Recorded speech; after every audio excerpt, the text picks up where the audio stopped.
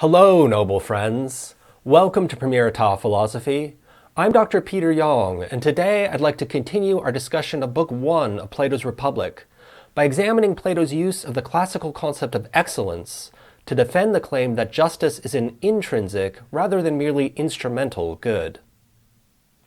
After arguing that justice is not, as Thrasymachus contends, merely the advantage of the stronger, Socrates attempts to convince him that it is more advantageous to be just than unjust. Socrates does this by appealing to the concept of arete, a term often translated in English as virtue or excellence. In the classical world, a thing had arete, or excellence, to the extent that it had the natural features by which to consummate its natural function. For example, consider first the case of a man-made artifact such as a pruning knife. Humans create pruning knives with a particular end in view, such as to cut vines in a garden. As a result, the knife will be endowed with a certain set of features by which it can accomplish its function well. For example, the blade will be relatively short, light, and sharp. The knife will have arete to the extent that it manifests these features.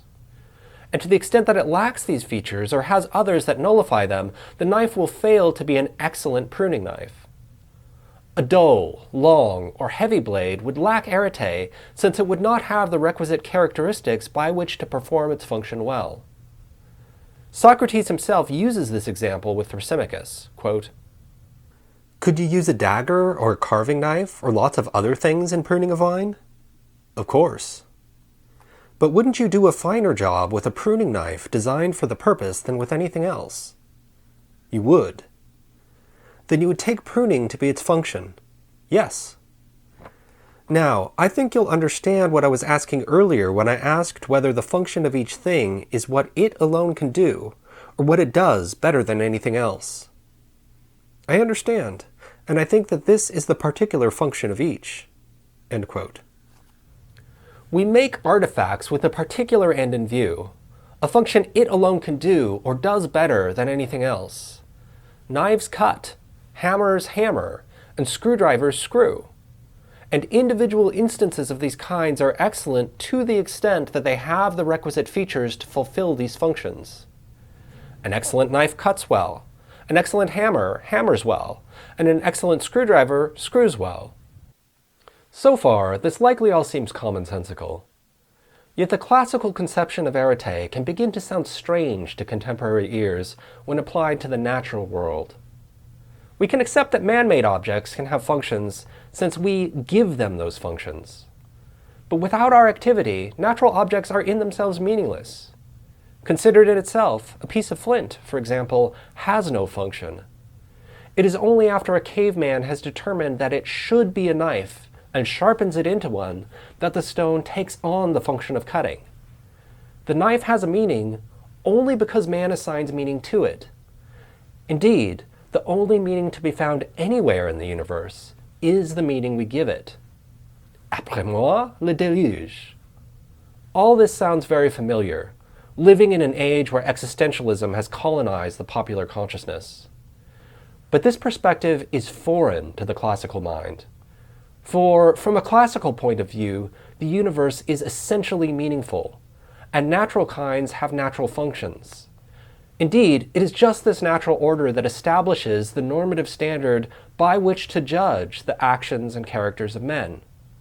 Consider again the conversation between Socrates and Thrasymachus. Quote, "Tell me, do you think there is such a thing as the function of a horse?"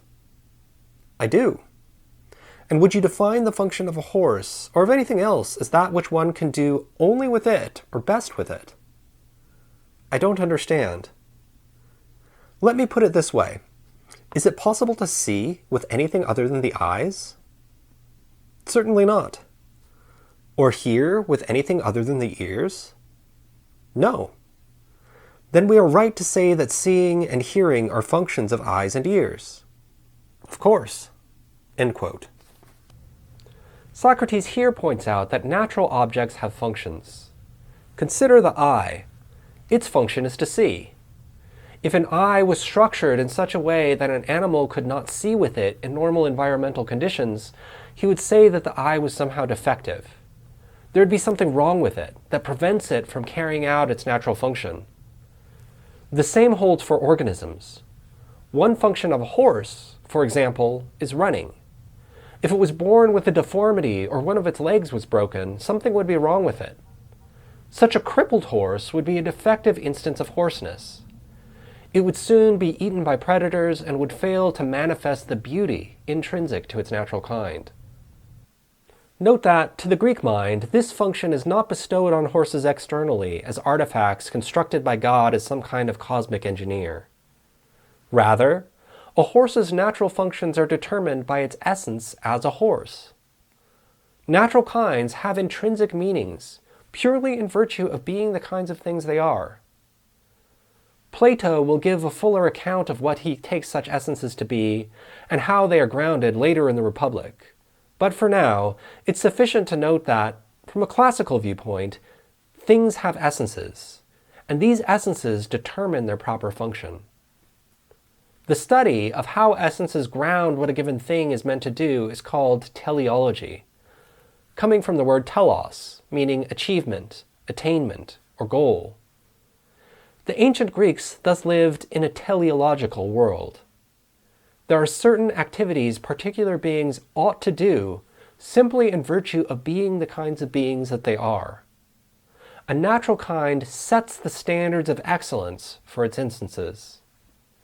A panda would fail to be an excellent panda if its jaw was broken and couldn't eat bamboo. And a horse without legs would not be an excellent horse.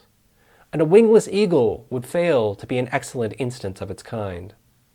Thus, to the classical mind, virtue and vice are grounded in nature. The virtuous are those that have what it takes to allow them to achieve the telos encoded in their natural kind, and the vicious are those that lack it. Socrates explains, quote, "And could eyes perform their function well if they lacked their peculiar virtue and had the vice instead? How could they? For don't you mean if they had blindness instead of sight? Whatever their virtue is, for I'm not now asking about that, but about whether anything that has a function performs it well by means of its own peculiar virtue, and badly by means of its vice. That's true, it does. So ears, too, deprived of their own virtue, perform their function badly. That's right. And the same could be said about everything else. So it seems." End quote. Blind eyes and deaf ears lack virtue, since they cannot carry out their natural functions, whereas seeing eyes and hearing ears are virtuous, being able to fulfill their natural functions. Socrates then uses this framework to attempt to convince Thrasymachus that justice is more advantageous than injustice. He does this by asking Thrasymachus to consider the soul as a natural kind. He queries, quote, "Come then, and let's consider this. Is there some function of a soul that you couldn't perform with anything else? For example, taking care of things, ruling, deliberating, and the like? Is there anything other than a soul to which you could rightly assign these, and say that they are its peculiar function? No, none of them. What of living? Isn't that a function of the soul? It certainly is. And don't we also say there is a virtue of the soul? We do. Then, will a soul ever perform its function well, Thrasymachus, if it is deprived of its own peculiar virtue? Or is that impossible? It's impossible." End quote. Socrates here maintains that living is the function unique to the soul as a natural kind. The soul, according to Socrates, is that in virtue of which living things live. For example, pandas are alive because of their souls, and so is the bamboo they eat, and so are we, who think about them both. If this is true, then a soul with arete will have what is needed to live, while a soul without it will not.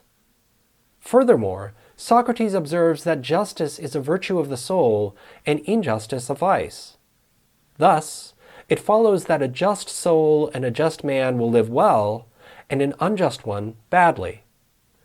And the one who lives well is blessed and happy, and those who do not are the opposite. So, a just person is happy, and an unjust one wretched.